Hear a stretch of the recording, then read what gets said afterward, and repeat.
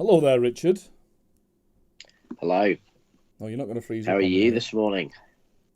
I'm grand, mate. It looks like you've got the post-holiday blues. I've got the going back to work today in about half an hour blues. Oh dear. Oh dear. Something you can never recover from, is it really? From back when you were a child, I remember being a kid and having just this wonderful 2 week period of not having to do anything responsible, and then for it all to just come tragically to an end in January. Yeah, exactly, exactly. But I thought it's an important week this week. After probably our biggest game for a few years against Wickham earlier this year, it's another chance to take on one of these, Bogey teams. evil kind of southeast clubs that we used to have to play seemingly every few weeks, and we now haven't played for a very long time. But like Wickham, Swindon, Swindon, not for me. They're not for you. You're not a fan. Well, I mean, is that part of your Oxford United heritage as well, Well, or? well, yeah, Swindon is yellow, so part of my, you know, Oxfordness is very anti-Swindon. I've been to quite a few derbies as down there, as well as quite a few City games down there. But it's mainly I've got a pathological hatred of roundabouts. Really hate them. I don't see the need for roundabouts. And when a city takes it upon itself to build roundabouts around roundabouts and make you spend at least 6 hours on in roundabouts to get to the game, I don't think that's good for the world. There's a real strange thing happening in the air at the minute, Richard. Now, Yeah, we're not recording this. We're live on the evening where Manchester United have just been absolutely decimated by Wolverhampton Wanderers at home. yeah, I mean, it yeah, was only a 1-0 scoreline, but still. And I yeah, remember back in 1999, in the olden days, when Manchester City were in Division 2 and we were playing teams like Swindon and we were relatively awful. I mean, we've got good memories because that's who we are, but yeah, Manchester United were sort of at this stage of that season. Manchester City were struggling to even get into the top four in Division Two because I think we yeah, just about started our push, and even then we weren't quite making it with the big boys of the league like Gillingham and stuff like that and Stoke. But at the time, Manchester United were halfway through their most historical season ever, their treble year. And the reason I'm yeah, talking about it is because this is an FA Cup game against one of our old bogey teams or nemesis, Swindon Town, in the middle of what some could consider to perhaps be our historical year. What do you think about that?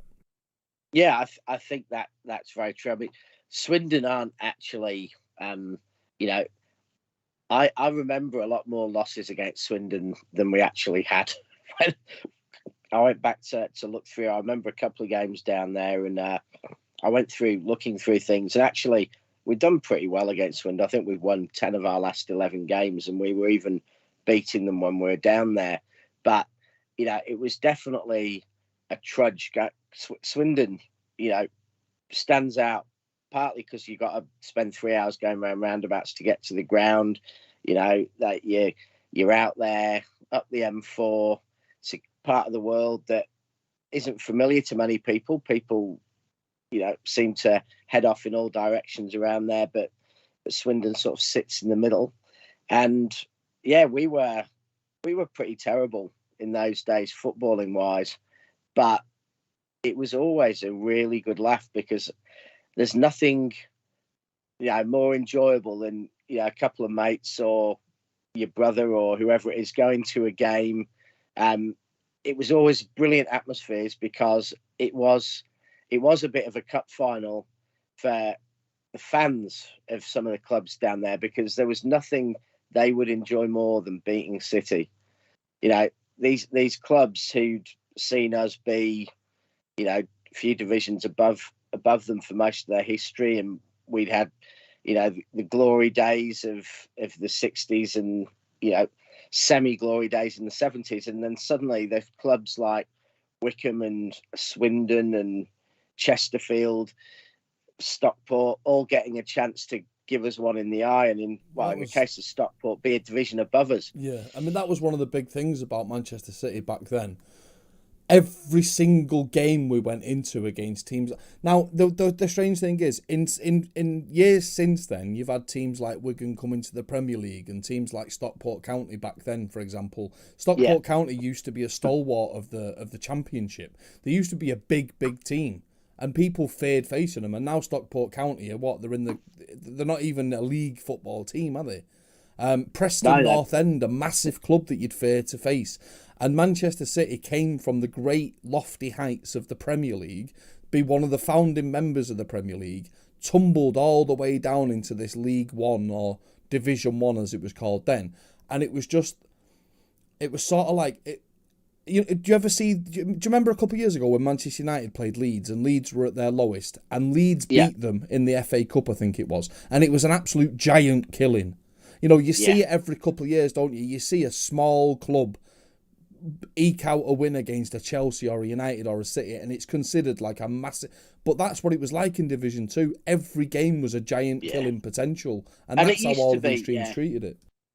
Yeah, and they used to be a lot bigger, the giant killing, because, you remember when we were kids and they'd have usually there'd be 1, 2, 3 games in the third round of the FA Cup where a top team would be put on the backside. I remember, United being put out, Arsenal being put out, City being put out most seasons, all over the place. I mean, all sorts of teams put us out over the years. But the thing was, the Premier League teams or equivalents would have their best players playing.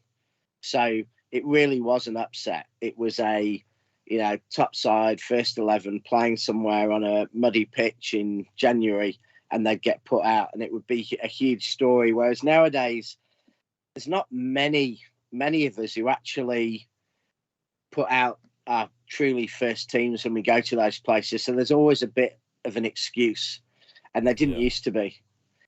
But, I think we'll probably, as we, go through this, I think the difference in how important older fans probably see the FA Cup to how younger fans see the FA Cup after, some of the shenanigans of the last 10, 15 years that what do you want to tell us, slightly Rich? tarnished it. What do you want to tell us, Rich? What's your agenda for today?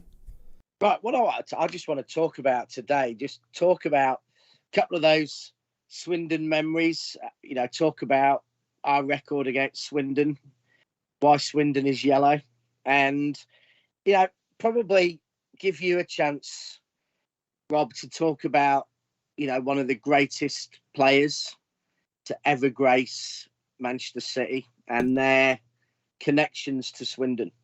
Well, there are a couple of footballers that I will always turn to, and football clubs that I will always have a little bit of a room for in my heart. Huddersfield Town's one of them, because that's where we signed Andy Morrison from, if you remember. Yeah. And Andy Morrison was the right man at the right time, and he was incredible in Division 2, and he is one of the main reasons we grew a pair of bollocks and came back out of Division 2. But Kevin Horlock, coming from Swindon Town, was something different, because Kevin Horlock, I want everybody to know this about Kevin Horlock. Now, I always make jokes about Kevin Horlock. Now, Rob, you know that the star player we got from Swindon was actually Mike Summerby, don't you? Back in the black and white days, Rich.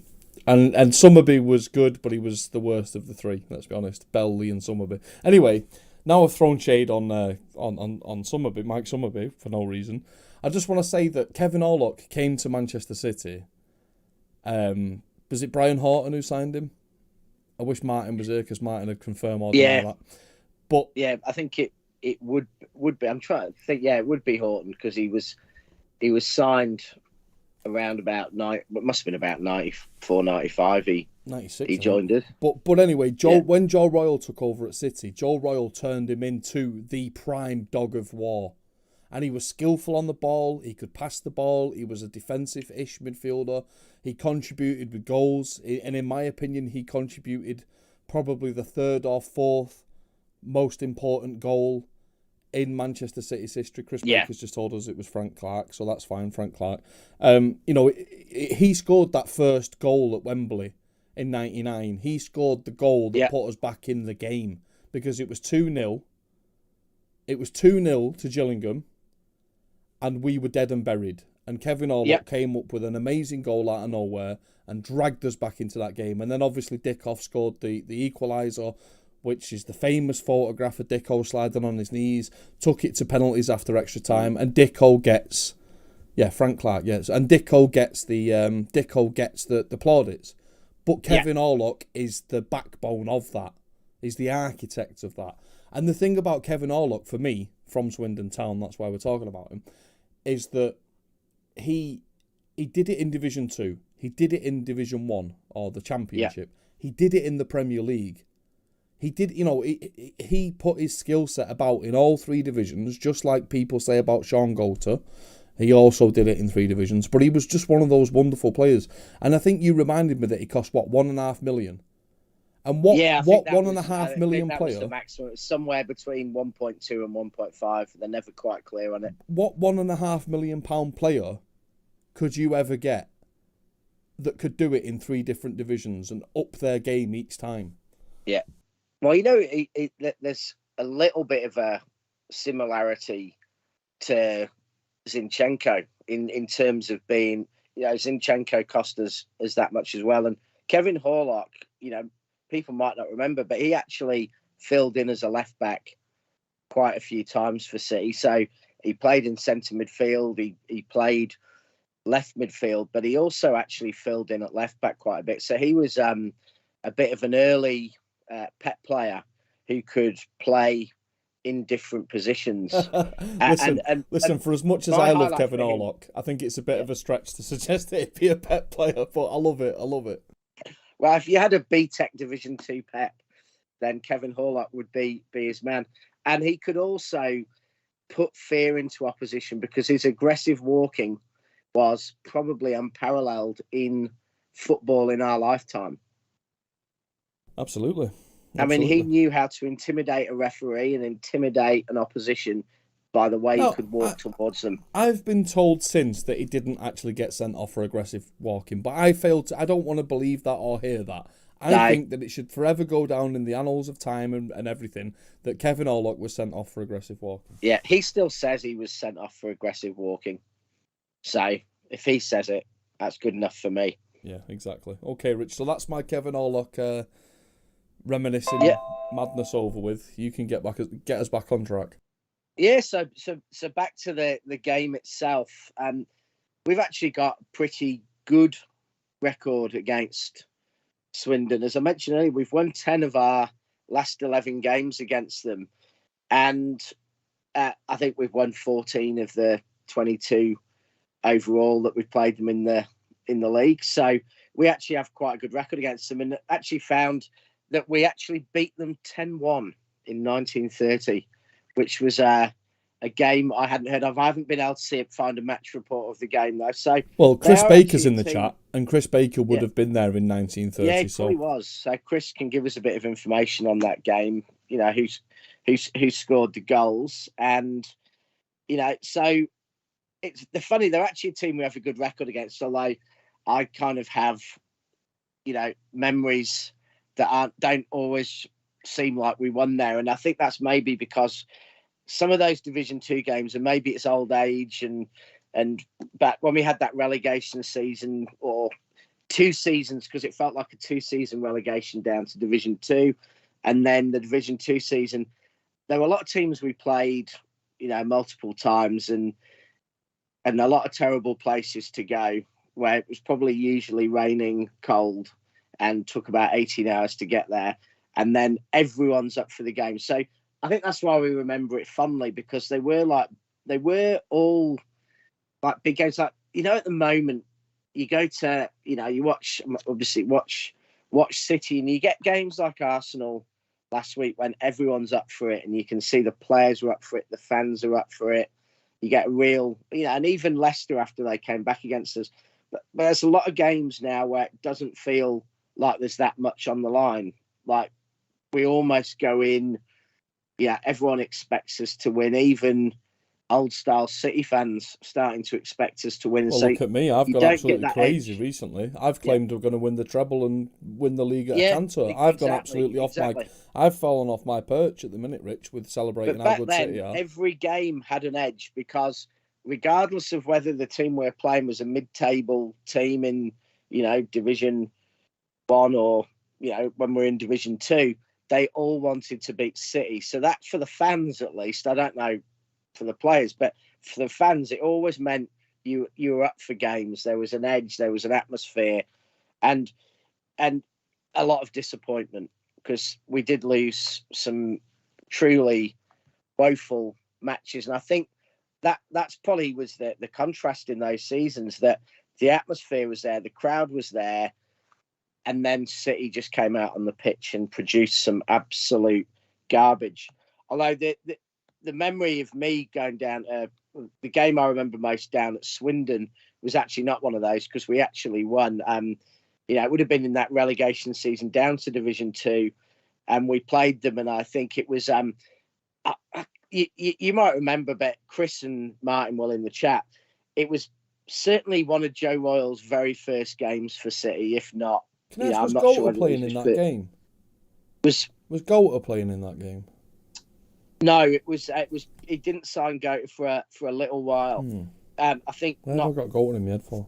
Never mind. Yeah, Sorry, I don't think he did. I mean, I don't think so. It was Uwe. Uwe got a couple of goals, so it was kind of the swan song of Uwe before the GOAT era. And Joe Royal had just joined, and we went down there. We won 3-1, but it was a bit of a long ball City that day, from what I remember. Pumping crosses into the box, and it was the end really of Kincladze and Uwe, and well, like the start of Joe Royal's not keeping to get us up. But not to get you on your toes here, Rich, but Uwe Rosler was a consummate professional at Manchester City. He was excellent every single time I saw him play. yeah, Was there ever really? You said that it was the end of them, but did Kincladze really ever have a beginning because he was crap? well, I think there could be a whole show on this, because to me, Kincladze, was a dream, was a player who could produce magic and made things exciting. I think you lot were all dreaming. So I'm with Martin. Like, I know logically, if you point out the facts and you talk really logically and you take your heart out of the game, you can make a case for Kincladze just being, a myth almost. But I was someone who bought into that myth, bought into that godlike status, and he brought some dreams to us at times when things were truly awful. And though those moments were few and far between, those moments that he did bring us were amazing. So I'm on the Kincladze train. Okay, that's every fine. time. So the FA Cup, Richard. FA Cup, yes. A competition that I believe we first won in 1904. Yes, we do go that far back. We go even further back than that, but that was our first FA Cup win in 1904. 26 years before Arsenal, that very historic club, won their first FA Cup, but still. Yep. No, the FA Cup, and to me as a kid, we're going back to the 70s and 80s, the FA Cup was almost bigger than the league. The FA Cup, I remember FA Cup Saturday in May every year, the whole day would be about the FA Cup. You'd be, watching the teams on the coaches and, waiting to sing Abide With Me. And it didn't matter that it was just about, well, pretty much never City getting down there, and you're often watching two clubs you didn't like in the final. But whether it was, Coventry or Watford or Wimbledon or Palace, there was often an underdog, or Brighton, and often an underdog to support. And then there were some big games, between Liverpool and Everton, and lots of good sides. And it was just amazing.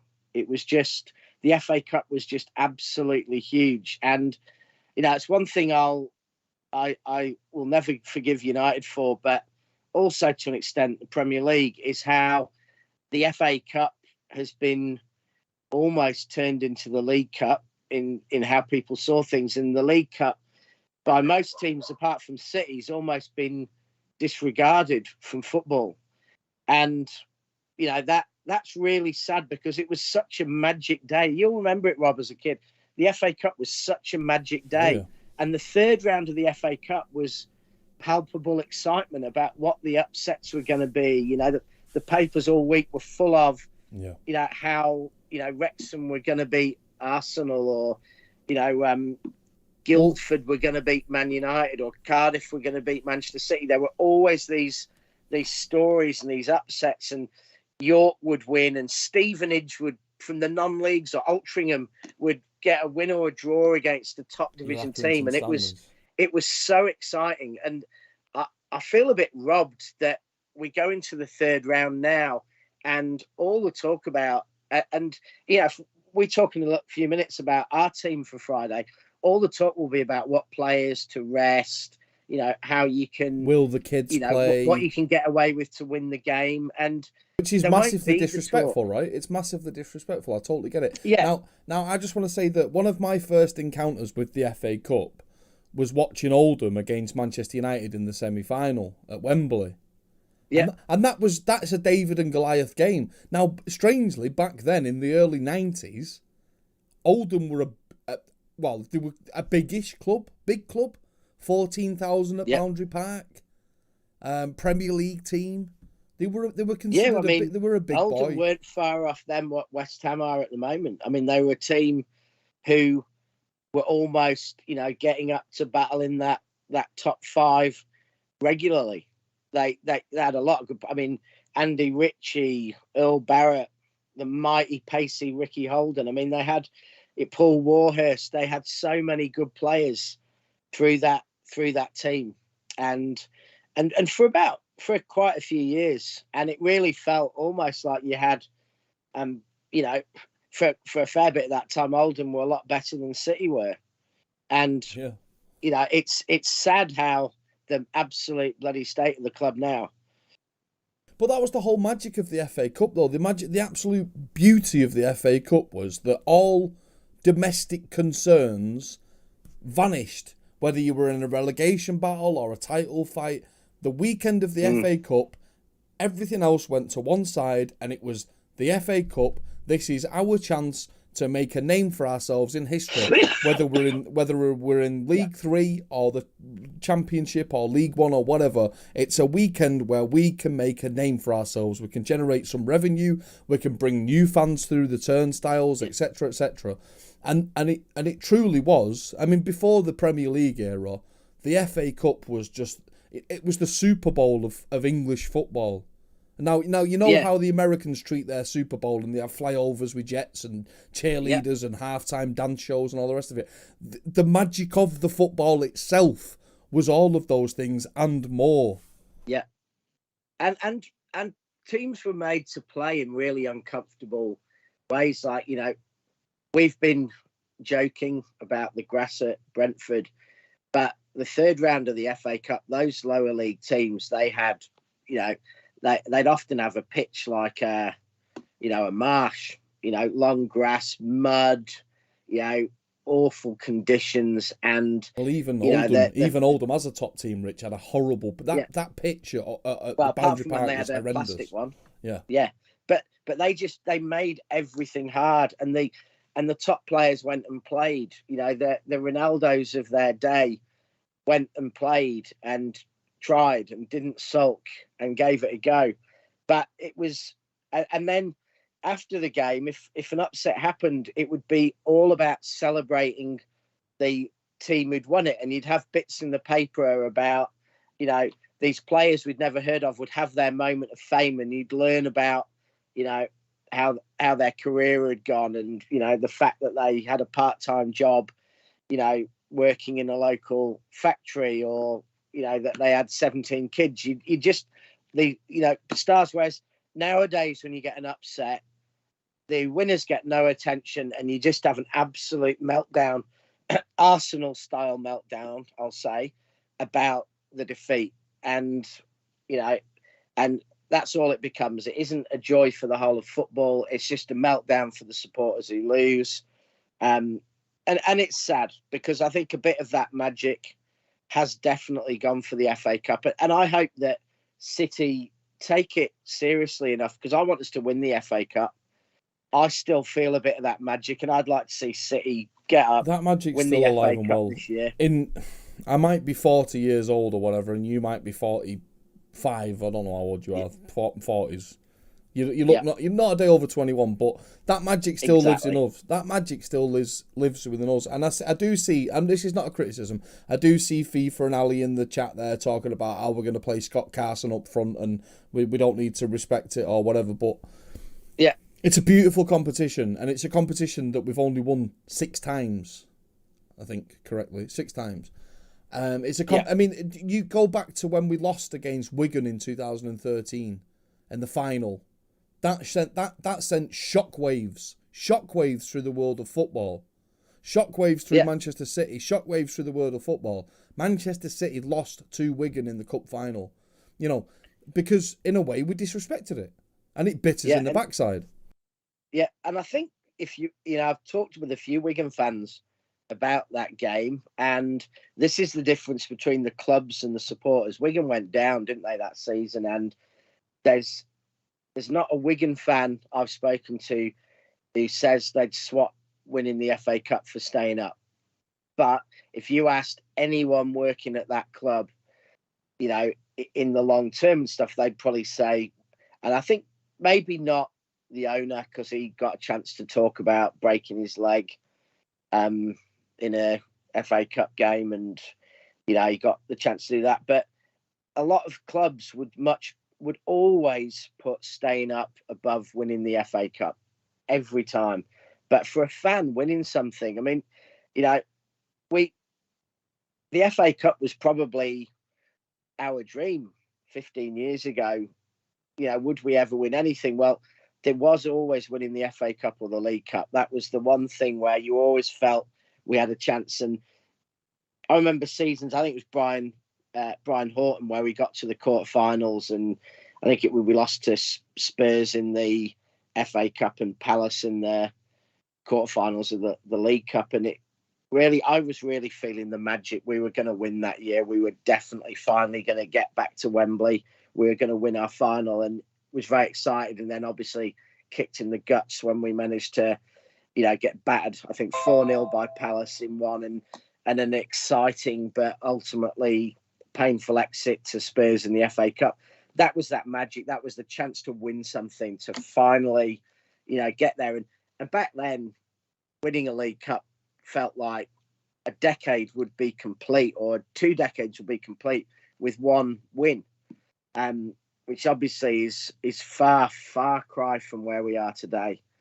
And, and that's what, ultimately should bug and annoy and piss off every single supporter of City. In fact, every club, is this idea that is put around mainly by Liverpool and Manchester United supporters, but Arsenal fans are trying it now, and this idea of history, and the idea that history is only about trophies. History is about people. History is about clubs. History is about why clubs come about. It's about the supporters. It's about being all over the country with your mates, having a good laugh. And every single club has a history back to when it was founded. So if a club's got the most history, it's Notts County and Notts Forest. They're the oldest clubs in the country. They've got the most history. But I just hate this idea of history starting at the Premier League, or history starting when, Shankly took over at Liverpool, or history purely being a binary measure of how many trophies you've got, and therefore you've got more history. It's just an ignorance of what the word history means, and it's just it's pathetic. Absolutely. So City's, my history with City goes back to, the first game I go to, and the history of throwing away leads against Bournemouth or going out of the FA Cup to Shrewsbury, that history is every bit as important, every bit as valid, and every bit as interesting as winning a trophy every second year for the 1990s. Absolutely. Absolutely, Richard. Yeah. So I had a few interesting things that I discovered, actually, because I went and actually did a bit of a watch through of some of these, some of the Swindon games. There's actually one of the websites I found where they actually had about YouTube highlights of about 11 City games against Swindon. So that was quite nostalgic. But I found out that there's been some interesting players who played for both clubs. I never knew Shay Given and James Milner, Tony Grant, hold on, all played for both clubs. Did you know that? I knew about Whitley, and we spoke last night about Grant, but Shay Given at Swindon, that's a bit of a mad one. Yeah, Shay Given and James Milner were both. It's back in the day where I guess it probably couldn't. I don't know if it could happen now between clubs, but you used to be able to loan players for like a month. So sometimes if players were coming back from injury or you had an emergency, you could take a loan of a player. And yeah, right at the beginning of his career, Milner and Given were both loaned down to Swindon from Newcastle. I think Milner would be Leeds. Leeds, right. I think that he went there from, and they played. And Given, I assume, was Newcastle, and they played like 5 or 6 games, and then went back to their parent club at the end of the month, which certainly you just don't see nowadays. And then obviously we've had some more famous, high-profile players. I mean, Mike and Nicky both played for Swindon. I think Mike grew up down there and played a couple of 100 games for Swindon before he came and signed for City. Obviously, a lot more successful than his son, who I think, I always felt a bit sorry for, not in the sense of sorry that he was a highly paid footballer who spent all his time out partying, but sorry for the fact that Nicky Summerby came in with the expectation to be his dad. And about that. Was never, ever going to be able to succeed. And I don't think he was ever quite as bad as we probably thought he was. It might sort of be like measured impossibly. Whenever you say Swindon to me, I get cold shivers, but then you look at our record against Swindon, it's actually not bad. So it might be like that with Nicky Summerby. Whenever I think about Nicky Summerby, I just instantly translate that to the worst time to be a Manchester City fan. So it may be a little bit unfair. Yeah, no, I think it is. And then we have our, we obviously had, I think the two of the bigger signings from them were, more recently, Horlock and Fitzroy Simpson, the midfield dynamo, the player who I thought was going to be the Fernandinho of his day, but never quite lived up to it. And I think, the main other thing I found out was, they celebrity fans are Billy Carson and Billy Piper, which is not exactly the most... It's not a who's who of... dramatic who's who of famous people in Britain. But, it's going to be a good one. And I think, the interesting thing to probably have a quick chat about, Rob, because I think, this is what people, probably talking about in the chat is how does City approach it? We're going to a team who are 3 divisions and about 4 places below us, because they're currently sitting in, I think, 5th place in, I'll call it Division 4. I'm not sure now what the technical term is, probably League 2. Yeah. But Division 4. So they're sitting there in the playoff places. They've had mixed form, I think it's fair to say. The last game they banged 5 past Northampton, who are up there a bit in that division. But it's only a couple of weeks ago they were battered 4-1 by Leyton Orient. Well, and they've been battered by Barrow, who only a couple of weeks ago as well. So they're a team who've had some good runs of form. They've had some bad form, but they are 3 divisions below us and not exactly setting the world alight down there. So So we go there.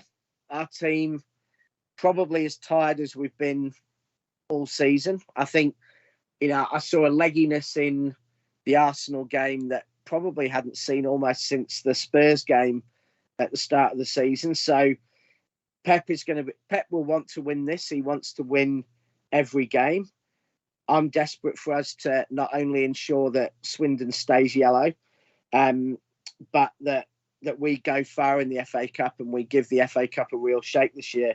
So how strong a team do you think we need to play down there to ensure we don't add to the drama and magic of a third round defeat without look at this in a couple of ways. Anyone? Manchester City going to Swindon and filling their town for a day, that generates all the revenue they could expect to get from the FA Cup. If you want to look at it in a sterile way, that's a perfect. Yeah. It's drawing City at their home is already the perfect day for them. It's already the perfect day for them. Looking at it from a Manchester City approach, do I expect us to field 11 EDS players? Absolutely not. And there's a good reason for that. Yes, we are leggy. Yes, we are overworked. So I fully expect Bernardo Silva to be on the bench or completely rested. That's fair. Yeah. But you've got players like John Stones coming back from COVID or illness or whatever. So he needs minutes in his legs. Kevin De Bruyne's looking overweight again, so I would play him again, or Gundogan.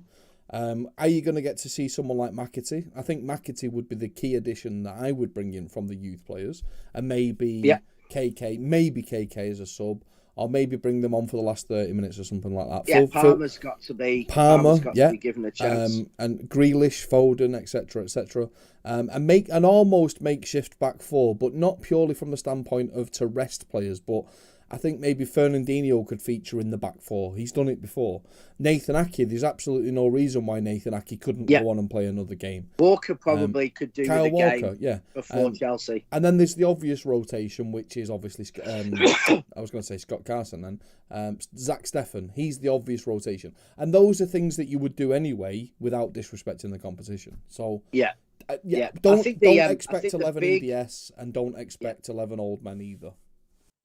I think the biggest dilemma or the biggest question for Pep and the medical team is actually going to be, do they play Rodri? They're going to look at Rodri. Rodri himself said after Arsenal, he really suffered in the last 20, 25 minutes because of coming back from COVID and not being fit.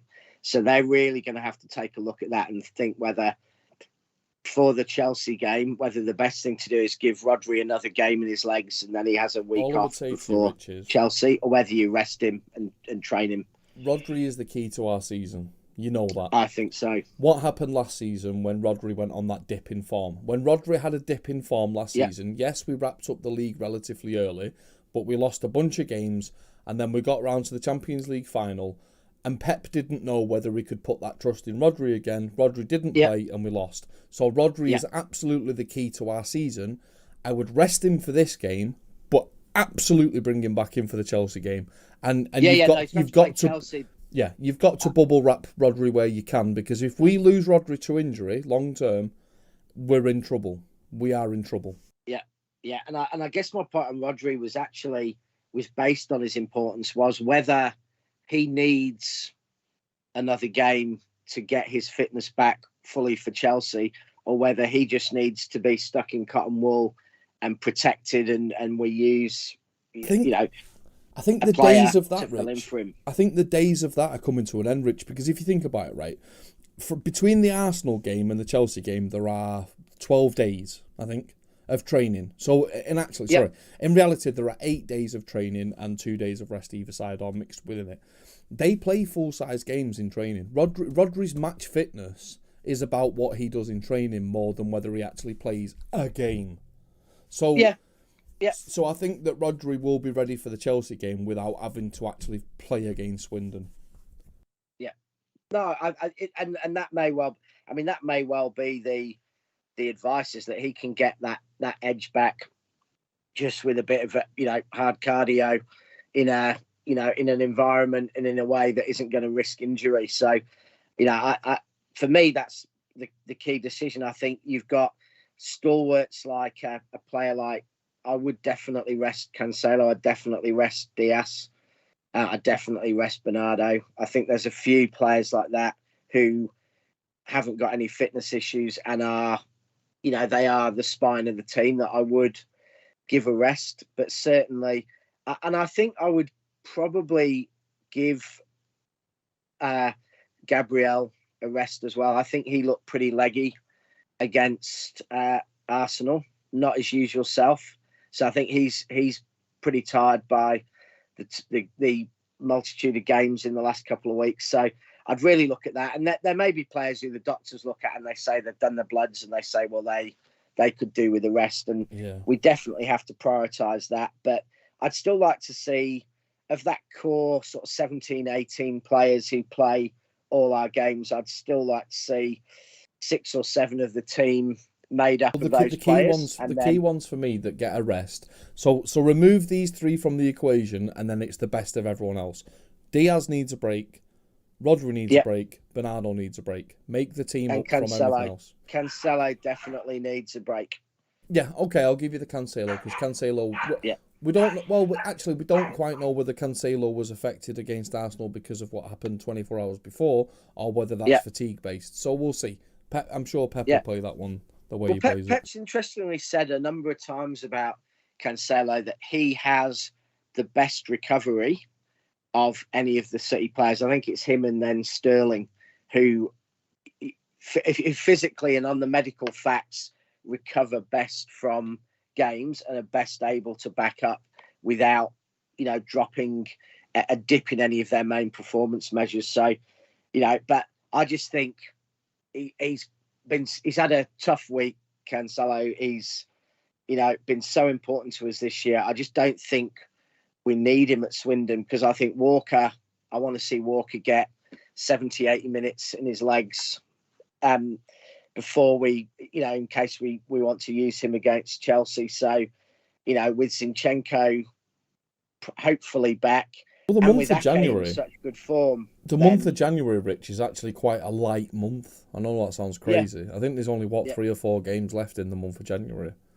and then it gets hectic again. But and in a way, it's the advantage. I mean, it's not a good thing because we want to win it again, but dropping out of the League Cup, it is the advantage that we do have a game off in December and a game off in January compared to those teams that are still in. So that'll make quite a difference. And that probably makes for a stronger team at Swindon than we would have had if we were playing a League Cup game this week and if we played a League Cup game, just over that Christmas run. I'm almost beginning to re-evaluate the League Cup, and I hate to sound like a Liverpool fan here, but I love winning the League Cup. Love it. I think it's a very important trophy. I think it can help build you for the remainder of the season.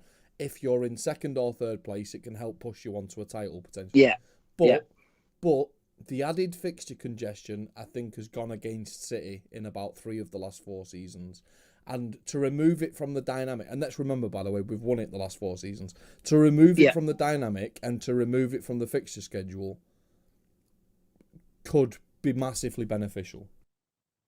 It could. And I think, we see City actually have a different approach.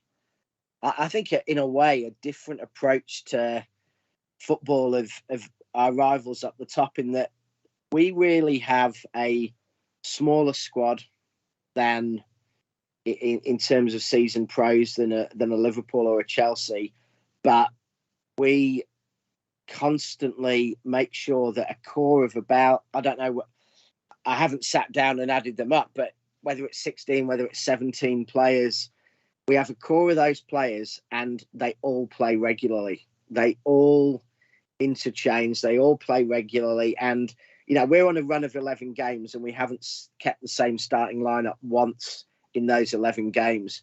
I can guarantee you last time Chelsea or Liverpool had a run like that, they would have stuck with an almost identical 11 all the way through, other than where injuries or suspensions forced changes.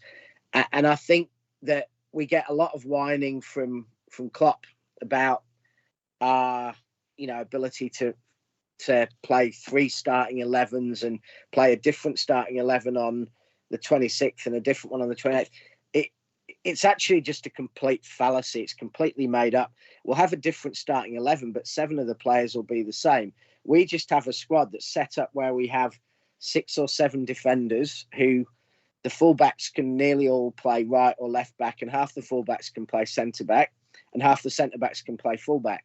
We have a fluid front 5, and there's maybe 8 players or 9 players who go in that front 5, but we don't have a clue which 5 of those 8 or 9 are going to play and quite how they're going to play. But we just know that there's a core to that. Possibly, we have a little bit of exposure at centre of defensive midfield when, we have Rodri and Ferner coming in and Ferner probably being a bit past it. But that's why we don't have a big squad. We just have an incredibly flexible system that allows us to take out 2 or 3 players every game, rotate them, keep everyone on their toes.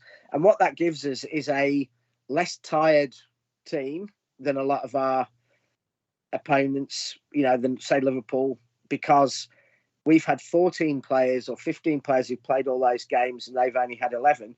And it gives us the flexibility to, Zinchenko or Cancelo or Ake at left back and Walker or Cancelo or Stones at right back, that we just have that flexibility. And I think that approach to the Premier League, which isn't an approach about money, it isn't an approach about a massive squad, it's an approach about philosophy.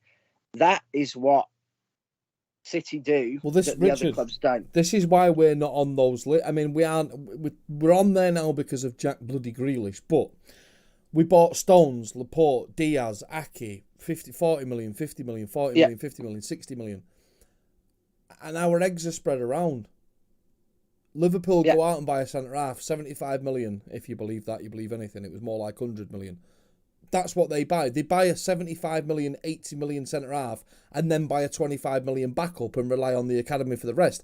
Manchester United go out and spunk money on Harry Maguire and Paul Pogba. One player, one position. Manchester City, for that same money, buy 2 or 3 players who were all maybe on his day, Rodri's one step below Pogba. Now, ignore that because it's not true. We all know it's not true in reality. But on paper, maybe Rodri's one step below Pogba. But Pogba costs twice as much. We can buy 2 Rodris, and if one of them gets injured or we need to rejig for a left back or a right back, we've got that utility. Whereas these other clubs that just spunk all their money on one marquee player don't have the utility. And again, forget the whole Jack Grealish dynamic because that was just an absolute heads gone from the club. So anyway, sorry, Rich, I just had to get that point across to sort of back up what you're saying about the. Yeah, no, and I think, and you only see that with our fullbacks. You look at a player like Cancelo, he could play centre midfield, he could play wide midfield, he could play either fullback, he could almost probably play number 10. And so we could have an injury crisis in another part of the team. And if our defence was solid, we could have Zinchenko and Cancelo up playing in that front 5. And they wouldn't be out of place. Mahrez at right back if needed, Yeah, and we have that, and that's I think it's probably key to how we purchase players in that, Stones and Ake, Laporte, Diaz, all can pass and play and move up. I mean, hell, we've even invented this new position, false centre back, in the last week, which I'm going to be interested to see if we see again. It just crazy. And I'd one day I kind of would love to see Ederson playing as an outfield player because I actually suspect in the right position he wouldn't be so bad. I mean, he's such a good footballer and I think doesn't get the credit probably that he deserves for the impact he's had on the Premier League, let alone City. I'll always say that about other players, Rich, namely John Stones, who's one of the best passers of the ball I've ever seen, and he's also one of the best players I've ever seen in possession as well. But everyone dismisses him. No, I think we've got, if you looked at the whole of world football, we've got 4 centre backs who would all be up in probably in the top 20 possession passing centre backs in the world, and I think 3 of them would be up in comfortably in the top 10. I know you were asleep, Richard, but tonight Manchester United played with Rafa Varane, who apparently is the best centre half in the world, and Phil Jones, and they lost 1-0 at home to Wolves. And and on paper and on TikTok and on Facebook and on Instagram, Rafa Varane's the best centre half in the world because he's won X amount of trophies in a average league, and they can't even win at home. And we've got these 4 centre halves. If you count Aki, you can even count Fernandinho as a centre half. So all of them are much better than anything that anyone else has got. All of them. Absolutely. And I think that's the difference, the absolute core difference between us and them is that, you look at the centre-backs and they went out and they just signed 4 big names. There isn't a characteristic in those players. There isn't a theme in those players. They just went out and signed 4, 5, 6, 7. I mean, they seem to have hoarded them. Centre-backs with no plan and spent every bit as much money as us. I mean, when you look at the cost of Lindelof and Bailey and Maguire and Varane, and you add them together, they and Jones and etc., they cost more than City's 4, who were all very expensive players. The difference is that you could play maybe not every combination, but certainly a lot of combinations of our 4 centre-backs and have the best centre-back pairing in the Premier League on the pitch, and players who are absolutely right for the team, know their role and fluidly play the game they need to. And you just don't see that. You see I think at Liverpool and Chelsea, you see good centre-backs, but at Liverpool, it's really a almost fixed combination of them. It's not, they can't bring in 4 or 5 players, mix them up. It's Van Dijk and Matip, or it has been Van Dijk and Gomez in the past, but it's not. They can't just say, right, well, just today we're going to play Stones and Aki, and we'd do that, and Stones and Aki would do a brilliant job. When you look at the Premier League, do you pine for anyone else's players over ours? Because I just really don't. I really don't. I don't look at Liverpool and think, oh, Van Dijk could do a right job in our team. I look at say Reece James and I think, yeah, he could be a successor to Walker, but would I take him over Walker now? No. I look at Bukayo Saka and think, yeah, he's a very good, talented player, but would he get into our front 5 at the minute? No. There's a shout, but no. I don't pine for anyone else. Yeah, well, they'd all need a year to acclimatise anyway. But not allowing that agenda. I'm a bit like that. I don't have. I do look at players and I think, I like them as a player. Like, Declan Rice has won me over. I wasn't even probably till last season, wasn't really a Declan Rice convert. But you watch him play and, he increasingly impresses and you think there's a player, we've got Rodri. I don't think we really need him, but there's a player who I think with a bit of time could come here and do a job. I think he's a top pro. He's got everything we need. Reece James, again, he's a player I like.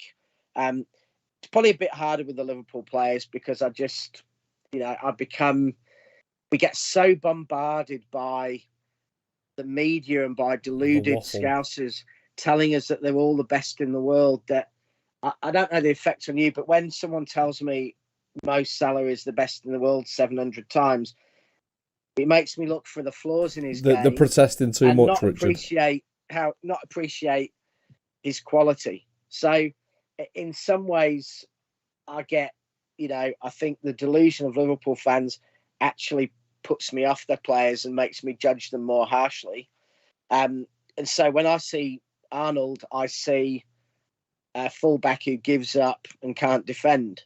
Whereas that's probably unfair on a player who offensively has been fantastic for Liverpool a large chunk of this season. When I see Salah, I don't see his brilliant goals, even though he scored some exceptional goals. I see the diver or, The lack of defensive Liverpool attributes. with his Christmas tree.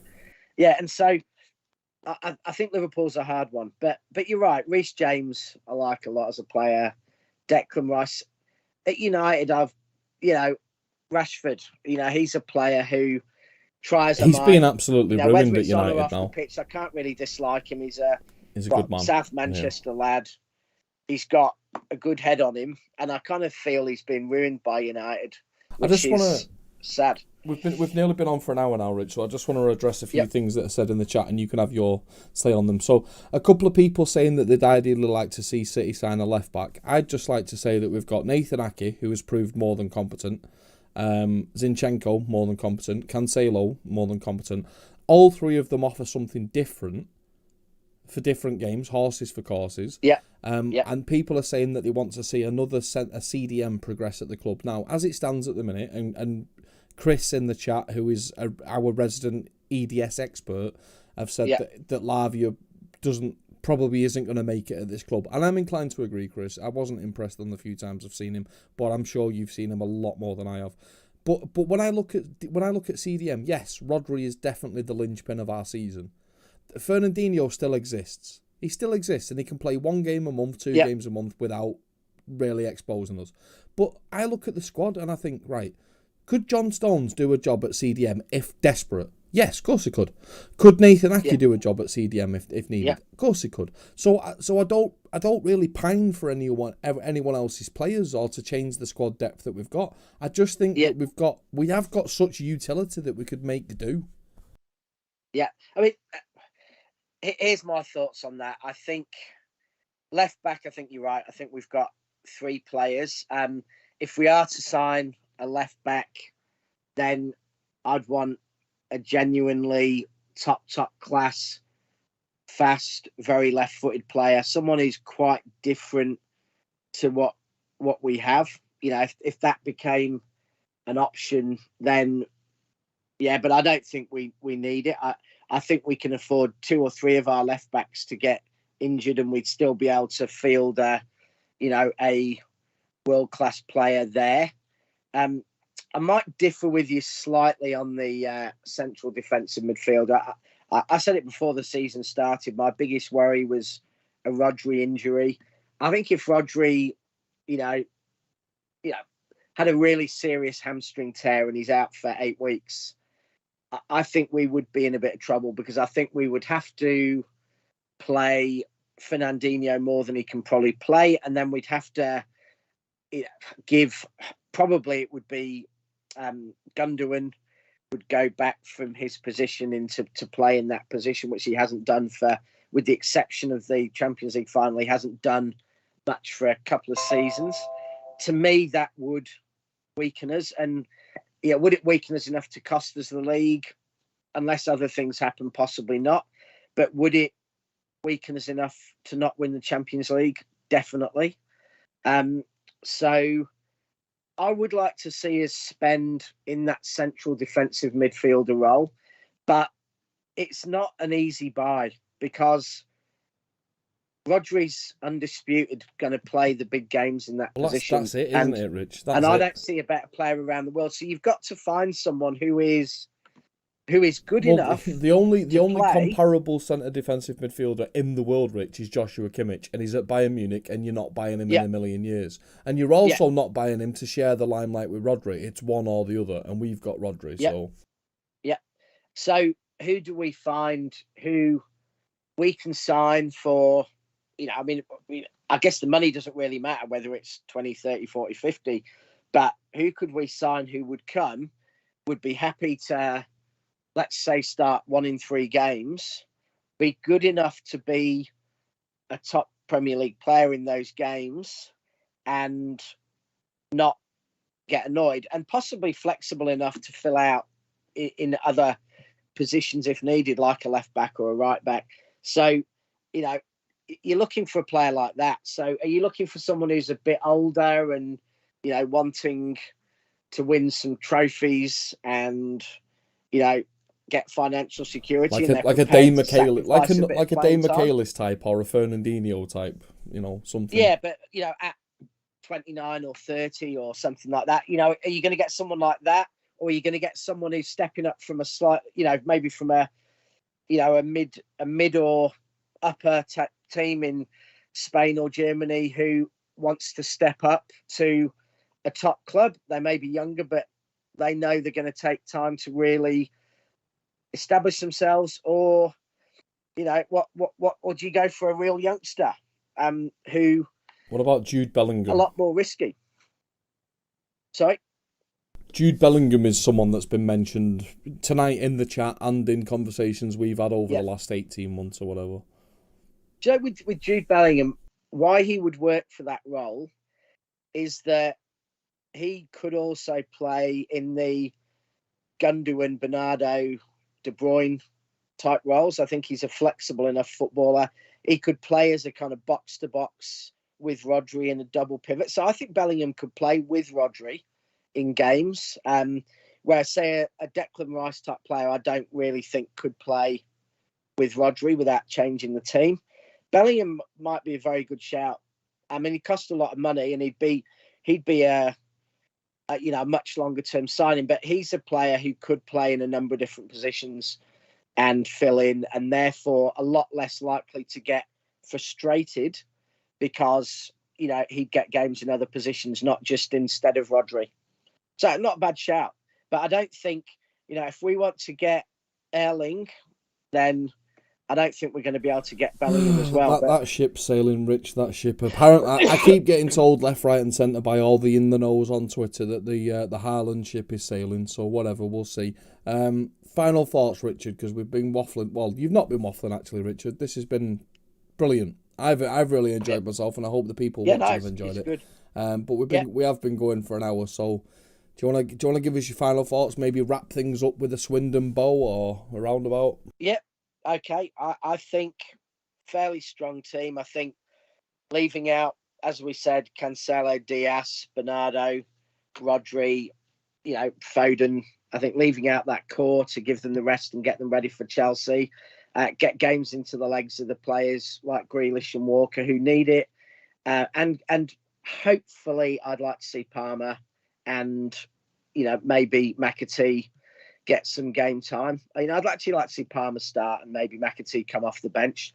I'd like to see us batter Swindon because I don't really like them, even though they gave us Summerby and Horlock by, my second Oxford United channel would never forgive me for, not calling out that Swindon needs to be turned yellow and blue. The blue of City, yellow of Oxford, as it always has been. And I think we'll win, but I think it's going to be a bit of that. Was it Newport we played a few years ago and Cheltenham and things like that? Not a massive thrashing. I think it might be 1-1 for quite a while into the second half, and then we come over the top 3-1. But I don't think it's going to be a stroll. I think there's going to be a little bit of that FA Cup magic, and I think there's going to be a lot of seriously pissed off City fans because anyone who thinks going to Swindon on a Friday night is going to be anything other than hell is, and I'd pack your thermoses, pack your cheese and onion pasties and prepare for 2 or 3 hours on roundabouts before you get to the game. Wonderful. All right. Thank you, everybody. Yeah. Richard. Cheers. Good night, everybody. And we'll see you again very soon. Bye for now. See ya.